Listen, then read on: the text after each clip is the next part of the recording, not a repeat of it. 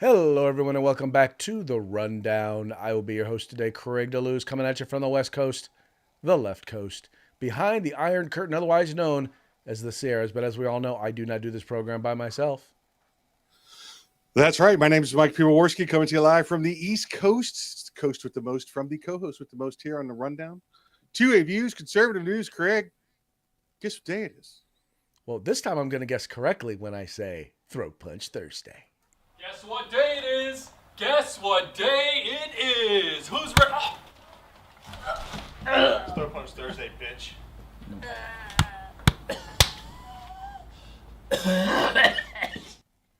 That's right. Today is Throat Punch Thursday. We're going to have a good old time because, you know, Donald Trump just keeps throat punching those folks over on the left, doesn't he? Winning. You know, and by the way, just so you guys know, this is not just because, well, it's Donald Trump. It's because, our side is winning. When I say our side, I mean people who believe in liberty, people who believe in freedom. It's not. I mean, don't get me wrong. I love what Donald Trump is doing, but this ain't about Donald Trump. This is about the American people, and the American people are in fact winning. Yes, because of Donald Trump. In no small part, most definitely. That Brum man's getting it done. He is getting it done on the daily. Yeah, multiple times on the daily. Yeah, look at the nonsense we talked about yesterday. The only thing they had to grasp onto was the little signal debate, which ended up being nothing. A giant nothing burger, as we said. Exactly. There's really nothing really for them to hold on to. Really nothing for them to grasp onto. And the American people seem to be quite happy with the direction that Donald Trump is taking the country. If you watch the poll numbers, he is the most popular he has ever been. Yeah. Listen, don't get us confused. You know, he's no Reagan popularity. He's no Bush 41 after the war. But it's the highest he's ever been. And for Yes. the controversial figure that many people say he is, they're huge numbers for him. Well, I mean, how can you have those sorts of numbers, the Ronald Reagan-esque numbers or the Obama-esque type popularity numbers, when when the mainstream media, the news media, entertainment, and academia, they are all allied against you. They're all aligned against you, talking about how bad, how evil, how yada yada yada you are, with no evidence, mind you. But yet and still, the American people put you in place to lead this great nation. So Craig, you're a sports fan. Yes. The current approval rating poll numbers are very different than they were in our youth. When Reagan was president. When Reagan was president, there was one poll, approve or disapprove. That was it. Right. That's all you got. There wasn't this 12 different polls on how's this part doing, how's that part doing, what do you want to see? It was approve or disapprove. So his numbers were much higher because back then it was about everything he was doing. It was about the job performance. It was about how the nation was going. Now, when you hear approval rating, thanks to how Major League Sports works now, like baseball, like the All-Star game, it's a popularity vote. It's got nothing to do with their stats or numbers. It's like voting for American Idol on the phone. It's all it is do I like him? The poll now is, do I like him? Not what is he doing? Do I like him? Well, but see, here's the thing, though. This is where I think the value comes in. So when they do the right direction, wrong direction, so they ask people, do you believe the country's heading in the right direction, wrong direction? What's nice about that is that really depends on, one, who do you see as leading or taking the country a particular direction and what direction it's going. It's the highest it's been in 40 years under Donald Trump. Yeah, right. Exactly. That's what I'm saying. If they came down today and asked you all 10 questions, how's his approval rating? How's he doing on national defense? How's he doing on gun control? Those would all be high. And the lowest number would be, tell me about his personality and how much you like him. But because it's all one poll, they're not rating him 70% on national security, 80% on national security. They're going, 50%, we like him. Well, but I mean, okay, but even when we talk about all that, I mean, how many presidents do we really know about their personality? Have they really gone out and really you've gotten to know while they were president?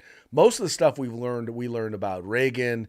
Most of the stuff we learned about most of that stuff we're learning after they were president, not while they were president. Yeah, we learned a lot about Reagan because he was such a different and forward communicator compared to Jimmy Carter and Ford and Nixon before him. Whereas Donald Trump, he's out there. He's out there. Listen, Right. The only reason we know about Clinton is because of the things he did bad, right? Right. The scandals, right? Mm-hmm. That's we would have known about his personality if he got being caught with Monica. That told us everything we needed to know about his personality, right? Well, there you go. Yeah. He was popular. Popular with the intern ladies, evidently. Yeah. Popular with the ladies. Yep. Like I've said it before. Listen, I do not agree with that man's politics, although they're much closer now than the Democrat politics are now. But I wouldn't mind partying with that guy. Oh yeah, no, he is definitely would be not a at Epstein Island. Not at Epstein Not Island. at I'm talking Epstein about Island, no. like around a bar at a restaurant or something like that. He, I'll put it to his politics are definitely moderate Republican-esque in today's terms. Probably even he'd probably be well. If you judge the people that they consider to be Nazis, like Elon Musk, he'd probably be considered a Nazi today. Yeah, exactly. Like you've said many times on here, the Republican Party has pretty much stayed the same for a couple of decades, but the left continues to move further and further to the left, and many of their views are now Republican views. The old views, their old Democrat views, are now Republican views. Yeah, odd. Which once again puts us in a great place to be doing exactly what we're doing right now, which is what do we call that? What we're doing right now, Mike? 2A news and conservative Winning. views. Oh, winning. Oh, I thought you were giving me a damn West Coast or something, no, there, man. The W. Winning. East versus West going on here. East versus West. Oh, good East stuff. Good stuff. West side. East side. West side. That's right. Gotta watch. If you haven't watched Remember the Titans, you won't get it. But it's all good. It's all good. All right. Let's go ahead. Let's get into the program, and let's start off with a quick shout out to our sponsors. Yeah, Hitman Industries, hitmanindustries.net. Get yourselves over there. Get yourself some AR barrels. They got rifle calibers, pistol calibers, whatever you desire. They got it at hitmanindustries.net. California Republican Assembly fighting a good fight behind enemy lines. Now you can take part in California's future today. If you want the best in tactical concealed holsters on the market, get on over to Hog Holsters. That's HAWG holsters.com, hogholsters.com. Use the discount code The Rundown. It's all one word, no spaces, all caps. Get a nice little discount. And if you're looking for field gear, tactical, web gear, law enforcement, military, security, whatever it is, get your group together, get your agency together, and get on over to uscombatgear.com where you can get everything except a gun. That's right, folks. These are our sponsors. Do us a favor. Visit their websites by following the links in the description to this program. Go there, spend some money with them, and make sure you tell them it was the guys over at The Rundown that sent you. All right, let's get into today's program, and we're going to start by talking about National Public Radio. You guys may have heard already, but yesterday, the head of National Public Radio and PBS testified before Congress. And the conversation had to do with largely overall, had to do with as a government-funded, as a taxpayer-funded news entity, whether or not they were guilty of political bias. Well, needless to say, the head of NPR said no, but according to the Washington Free Beacon, that's not exactly the case. Is NPR biased? I have never seen any instance of political bias determining editorial decisions, no. Do you believe that white people inherently feel superior to other races? I do not.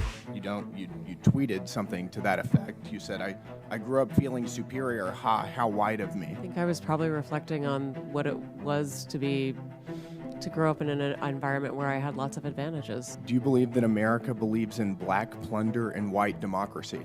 I don't believe that, sir. You tweeted that in reference to a book you were reading at the time, apparently, The Case for Reparations. I don't think I've ever read that book, sir. Do you think that white people should pay reparations? I've never said that, sir. In January of 2020, you tweeted, "Yes, the North, yes, all of us, yes, America, yes, our original collective sin and unpaid debt, yes, reparations, yes, on this day." I think it was just a reference to the idea that we all owe much to the people who came before us. That's a bizarre way to frame what you tweeted. NPR also promoted a book called In Defense of Looting. Do you think that that's an appropriate use of taxpayer dollars? I'm unfamiliar with that book, sir, and I don't believe that was at my You time at tweeted NPR. that you read that book. Thank you to the folks over at the Washington Free Beacon for that concise little video there. But what's interesting is they reported in their headline, NPR CEO who called Trump, quote, deranged racist sociopath, tells Congress that there's no political bias at taxpayer-funded broadcaster. I don't even need, I believe, Mike, to read the article for you to get the gist of this particular piece and how they basically rip her apart in Congress. I think this could be, if not the death nail for NPR, this could be the straw that broke the camel's back when it comes to them receiving government funding. Yeah, I said the death knell for NPR is that they just cut their funding to zero. You know, that's it. Unless they're going to go out and actually raise some real funds. No, not with all the Democrat corruption being exposed now. That's not going to happen anymore. Craig, how'd you like to be married to this woman? I mean, she's lying to your face and smiling about it, and then she's actually got the guys up there smiling like it was their fault. Oh, dude, she pulled a straight up Eddie Murphy from Delirious. She's like, wasn't me. But I saw you. I read your tweet. I synced it. Yeah. I saw the tweet. It wasn't me. Maybe it wasn't you. She's smiling back at him with them pretty eyes, and they're like, okay, I guess it was me. I guess it was me. I'm just like, now during the discussions, one of the things they bring up is they looked at the voter registration of the people there, right? Of the people, the reporters. 87 reporters, 87 editorial members of their editorial staff, right? All of them Democrats, not a single Republican. But yet they're like, well, we don't check those things. Well, how do you know there's not bias if you don't check those things? They actually also referenced the coverage of the two conventions, right? The coverage of the Republican convention was 72% negative. 72% negative. The coverage of the Democratic National Convention, you know, the one where they stole the nomination from the sitting president of the United States, 88% positive. Now, Mike, maybe I'm wrong, but that sounds like a little bit of bias to me. Yeah, she said that they never took notice of the political parties or the leanings of the people there, but she was surprised that it was 87-0. Really, you were surprised. Did you see a lot of, MAGA hats when you were, when the election was going around? Huh? Did you see any of that? Did you see a lot of American flags in people's cubicles? No, maybe a little indicator. Maybe a little indicator when you're doing 72% negative on the Republicans and 90% positive on the, or 80% positive on the Democrats. Huh? Well, but part of it, Mike, is these folks live in a bubble. They do, and I know a lot of them, and I'm like the one person outside of their bubble, or I'm the one person that's now in their bubble, and they act like I'm some sort of weirdo because I say things like, well, the right to keep and bear arms actually is in the Constitution, and there is such thing as a right to freedom of speech. You don't have to agree with speech to believe in the right for people to say it. Yeah, you're absolutely right. They're bubble people. These are those people that, like the Kennedys. They're all from Massachusetts, but they're in such a bubble. They all have a different accent than everybody else in the state. She's a Vassar girl, went to Columbia after that, and now she's in her little journalism world, and that's it. Well, and you can't. The worst part about it. She talks to her talks teeth. to her teeth like this. Yeah, hello, darling. How are you doing? Yes. Well, Mike, look, as someone who as conservatives, right, we are people who our values are constantly challenged by academia, by entertainment, by the mainstream media, by modern pop culture. If you are a liberal, though, you can go almost your entire life without having your views or your values challenged. That's the reason why, and I've come to realize this about Twitter now, because I hear all the liberals say it's nothing but conservative trolls and all of this hate and anger, and I'm realizing that's what's in their feeds. Because when I go on Twitter, all I see is a bunch of liberals, and I'm like, I think Elon Musk, I think he realized I'm just going to give people the other side so that they can get a different perspective. Right. I can handle it because I'm like, I hear that crap all the time. They can't handle it because they're not used to hearing any conservative, someone who says, perhaps killing a child in their mother's womb, perhaps that's a life that's worth saving. Well, that's conservative hate. No. Okay. Did you get the latest, Craig, that a child in the mother's womb is just another organ that they can do what they want with? Well, wait, there you go. Exactly. My body, no, that's not your body. It may be in your body, but that is not your body. It's just saying. That's right. It's called biology. Exactly right. You studied it at one point. My body, my choice doesn't work for vaccinations. I'm sorry. I did forget to put in that little caveat. There you go. What was I thinking? Anyway, so that's an interesting thing going on there. And I have a feeling that PBS and NPR, which, by the way, the president is already calling for zeroing out of the budget line item for NPR. And I also believe for PBS, because here's the thing, folks. If they're not going to be unbiased, here's the thing. If you're a private company, you can be as biased as you want. Fine. Yep. Don't tell me that you're unbiased, but you can be as biased as you want if you're a private company. But if you're relying on taxpayer dollars, no, you don't get to be one-sided. And they are clearly one-sided. That's right. Absolutely right. The only people who doesn't realize it is them. Yeah. It's like you're either, in their eyes, there's only two sides. There's the left or the far left. By the way, I heard this joke one time was saying who was it they were talking about? Oh, they were talking about why Kamala Harris did not get elected president. And they said, they were talking about how they believe it was an example of systemic racism. And then the other person on NPR pushed back and said, I'm just going to have to push back on this one. It was actually more due to misogyny. So ridiculous. Yeah. I remember when obviously we're a two-party system for now, but it was Democrats or Republican, and they were pretty much split 50-50 depending on issues. Some went 60-40, 70-30, but it would come back the other way as well. You'd have plenty of crossover. At this point now, the two parties we're split 80-20. I mean, we because they've moved so far to the left, we now control 80% of the political realm, and they have nothing but the 20% extremist on the left. Well, but here's the problem though. They've got the 20% extremists, and then they've got that 30% of which many of which are still with them because they refuse to let go of the idea that the leftists are in control and the tail is wagging the dog. You do though have some of those folks who are part of that 30% that have said, I don't love Republicans, but you Democrats are whacked out. So I'm gonna vote with them for now. So let me clarify. Yeah, when I say the 80-20, I'm talking about those that are politically active in the know. Oh, the country's always going to be 50-50 because I'm a Democrat because my father was a Democrat and my grandfather was a Democrat, and I'm going to vote Democrat because they'll roll over in their grave if I don't. Even if the Democrats were at their door going, "Sir, we need you to get on the trains. It's time to go to the camps."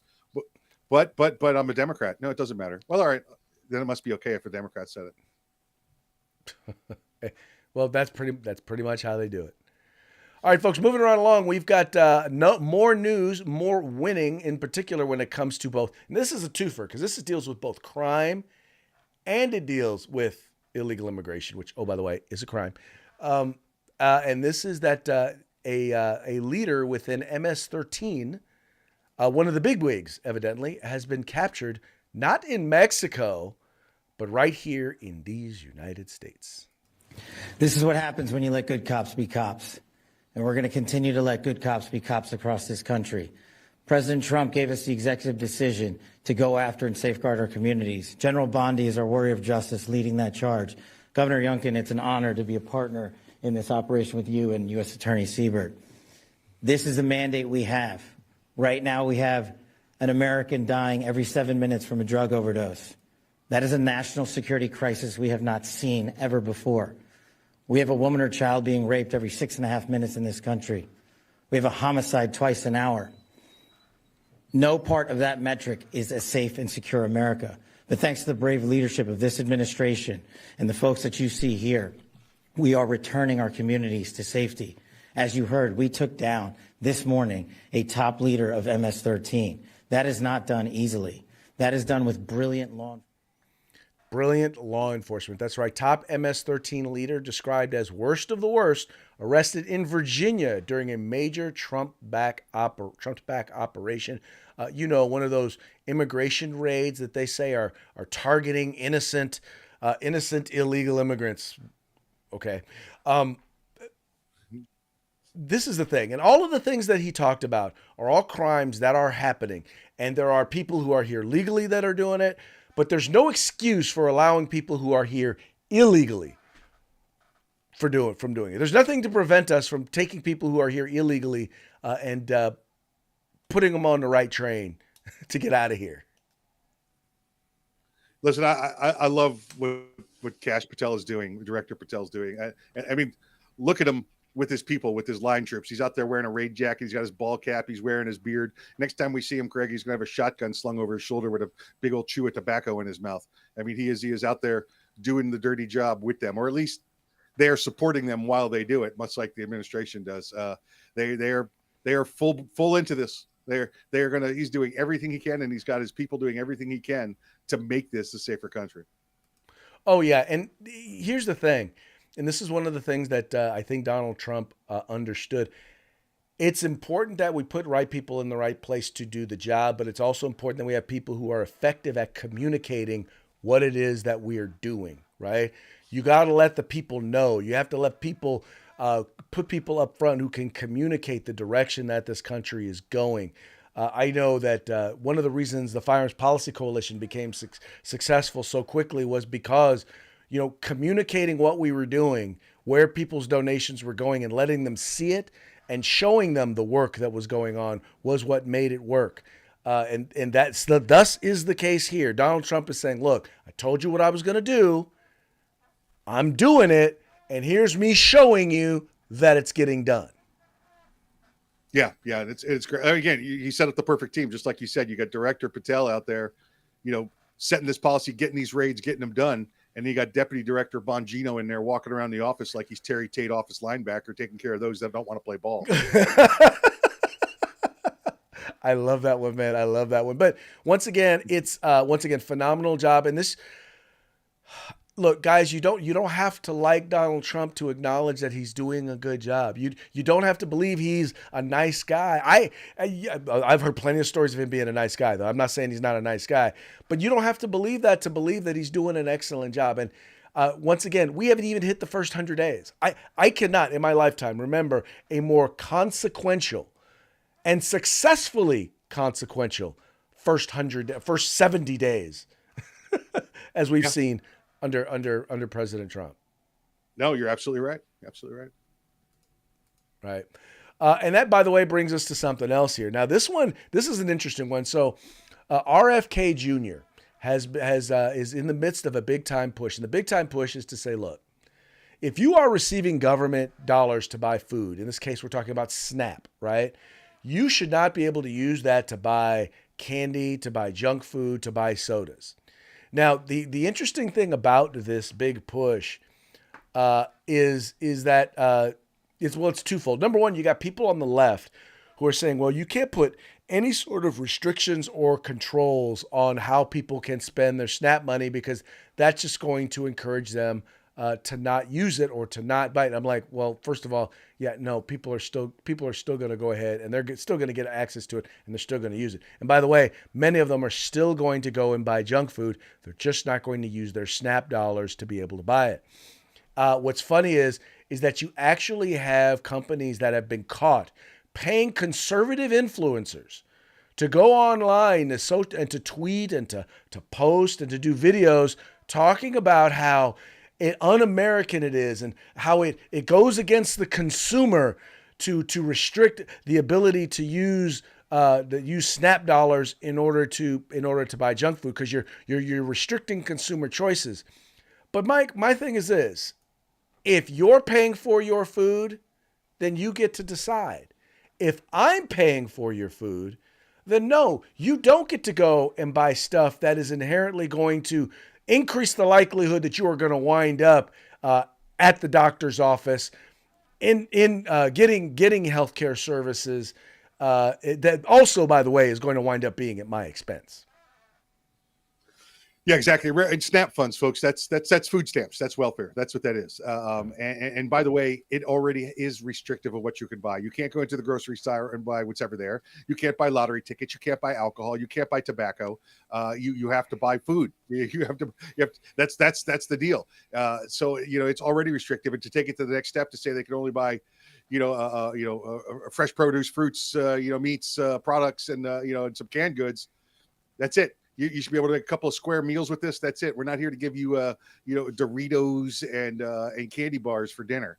The next step he's talking about doing, Craig, is putting those same kind of restrictions because of the health implications of it through, the Department of Education, what'll be left of them, into schools. You want to have any money from the Department of Education? Guess what? You're not serving snacks and sodas in schools either. Well, I know in California we already don't serve. You don't get sodas or fatty foods or anything like that. The diets in the state of California for our school lunches are very restrictive. And I will just say this: the folks who work in food service in California schools do an awesome job of making what does not necessarily look very edible when it first comes in. They do a very good job of making it look edible. You guys have been pushing alfalfa sprouts on everybody for 20 years. It's no surprise to the rest of us. No surprise. No surprise at all. And our actual average lifespan would be going up if, when we retired, we didn't move out of California. Yeah. Listen, I guess you could put all the good foods in your body, but you still got to suck that smog in. Well, you just, like I said, man, that's how you get your that's how we're gonna get our mutant superpowers. There you go. Perfect. Yeah. All right. This last one, I know you guys had to be when you saw it. It's like Kristi Noem's travel advisory for illegal immigrants. That's right. Kristi Noem decided that she was going to visit the Tren de Agua folks that are in El Salvador, that are from El Salvador, the gang members. She decided that she was going to go ahead and visit them and do kind of I don't know if she did a video or anything, but she decided that she was going to do kind of an advisory, a warning to immigrants as she tours El Salvador prison. Here it says, Homeland Security Secretary Kristi Noem on Wednesday visited El Salvador's CECOT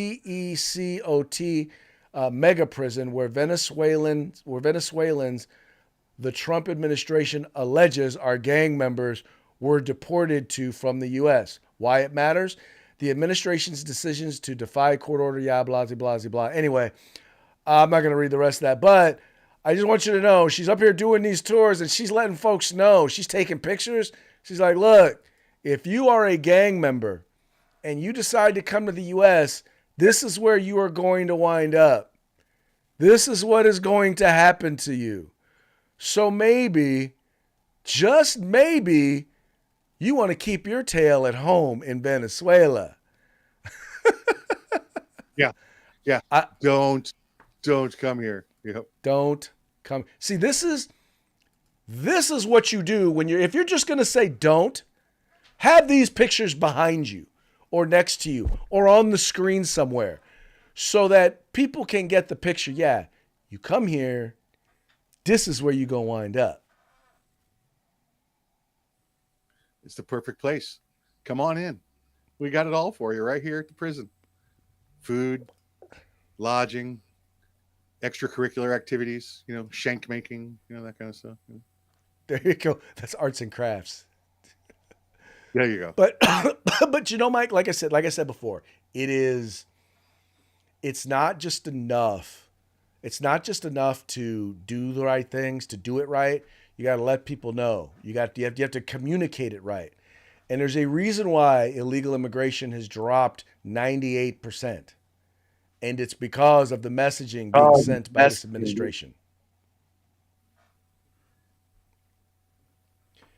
Anyway, that's going to now bring us to our next thing, which is parting shots. Parting shots are brought to you. Parting shots are brought to you by Hog Holsters. Just go to hogholsters.com. Use the discount code The Rundown. All caps, no spaces. Get your Hog Holster today. Okay, our first one here is going to be a video kind of explaining the exodus from blue states. California is projected to lose 3 seats, New York 2.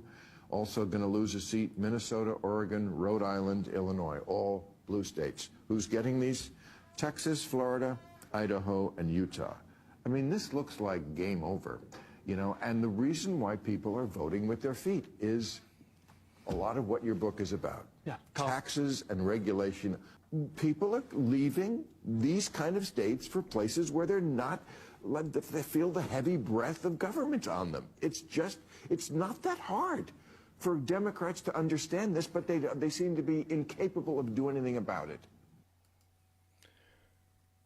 Which the worst part is that they're the only ones that can do anything about it. It's just stop doing what you're doing.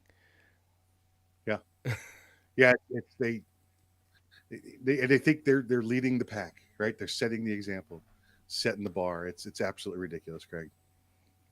No, beyond ridiculous. It is beyond ridiculous. And we'll go with this one here. Oh, I love this one.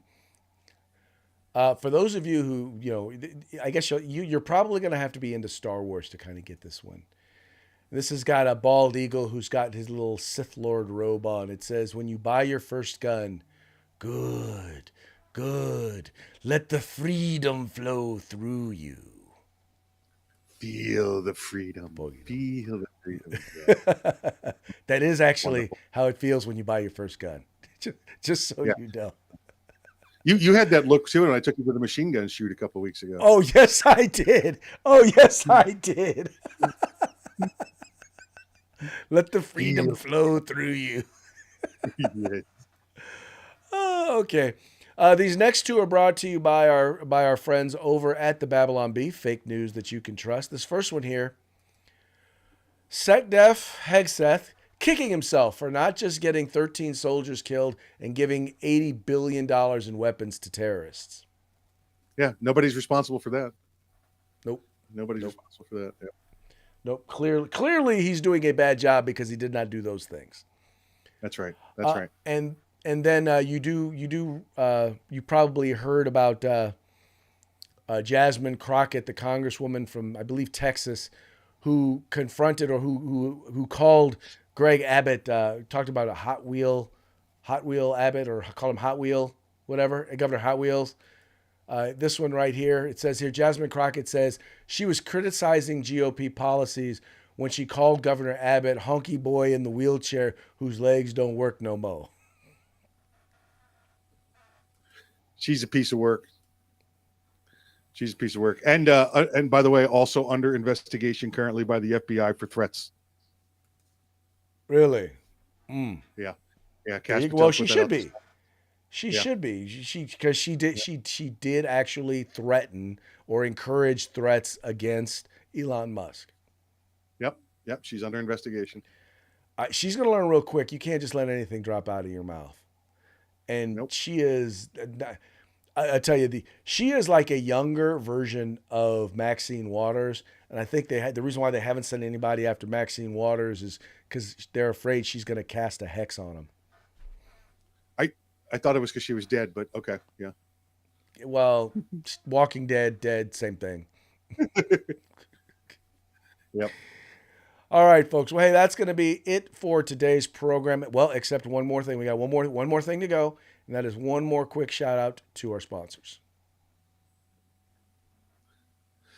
Yep. Let's say hi to our good friends over at Hitman Industries. That's hitmanindustries.net. If you want to get yourself an AR barrel, get on over there. They got rifle calibers, pistol calibers, anything you desire, any like you desire. That's hitmanindustries.net. California Republican Assembly, fighting the good fight behind enemy lines. Now you can take part in California's future today. And if you want the best in field gear, tactical gear, web gear, security, law enforcement, fire, EMS, no matter what it is, You can get it at uscombatgear.com. That's right, folks. Please take a moment, visit our sponsors, just following the links in the description to this program. And that's going to be it for today's show. We will be back tomorrow on Free for All Friday. Till then, y'all have fun, stay safe, and we will talk to you again tomorrow. Peace out.